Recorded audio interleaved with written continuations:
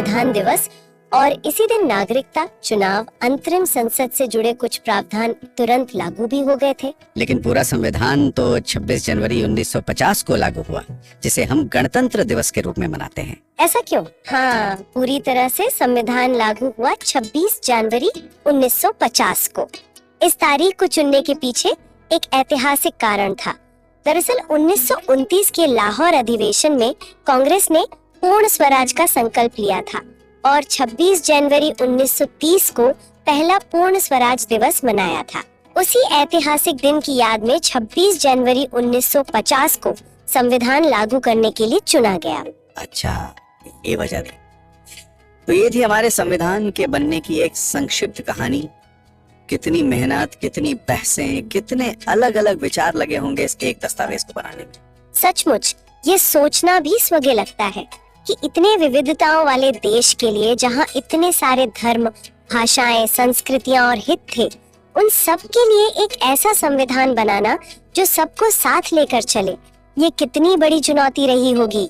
आज भी जब हम अपने संविधान को पढ़ते हैं या उसके प्रावधानों पर बात करते हैं, तो हमें उन निर्माताओं की दूरदर्शिता का एहसास होता है। उन्होंने किन मुश्किलों का सामना करके ये सब तैयार किया होगा। बिल्कुल, ये अपने आप में एक बहुत बड़ी उपलब्धि है। इस बारे में आपकी क्या राय है? संविधान निर्माण की प्रक्रिया या उसके किसी पहलू पर आपके क्या विचार हैं?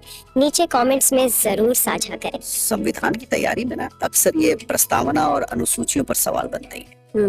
मतलब ये वो हिस्से हैं जो पूरे संविधान की एक रूपरेखा, उसकी आत्मा को दिखाते हैं। बिल्कुल, प्रस्तावना तो समझिए एक आईना है जिसमें संविधान के लक्ष्य और उसका पूरा दर्शन दिखता है। हाँ।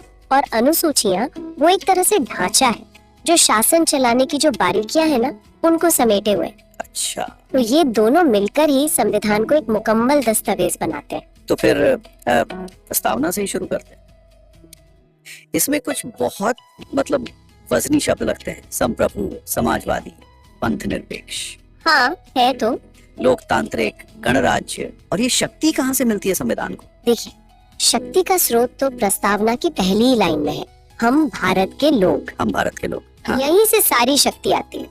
जहाँ तक इन शब्दों का सवाल है, तो संप्रभु का मतलब है कि भारत अपने फैसले लेने के लिए पूरी तरह आजाद है, अंदरूनी भी और बाहरी भी, कोई दबाव नहीं। ठीक है। समाजवादी और पंथ निरपेक्ष, ये शब्द असल में 1976 में 42वें संशोधन से जोड़े गए थे। अच्छा, ये बाद में आया। जी हाँ।